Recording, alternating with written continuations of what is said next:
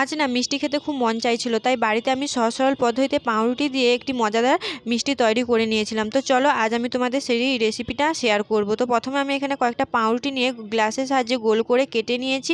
তারপর মাঝখান থেকে আমি হাফ করে নিয়েছি। তারপরে গরম তেলের মধ্যে সেই পিস করে রাখা পাউরুটিগুলোকে আমি লাল করে ভেজে তুলে রেখে দিয়েছিলাম। তারপরে সেই কড়ার মধ্যে জল দিয়ে চিনি দিয়ে একটি গাঢ় মিশ্রণ তৈরি করে নিয়েছিলাম। তারপরে সেই পিস করে রাখা ভাজা পাউরুটিগুলো ওর মধ্যে ডুবিয়ে আমি তুলে রেখে দিয়েছিলাম। তারপরে সেই চিনি জলের মধ্যে আমি কাস্টার্ড পাউডার মেশানো দুধটিকে দিয়ে ভালো করে গাঢ় একটি মিশ্রণ তৈরি করে নিয়েছিলাম রাবড়ি টাইপের।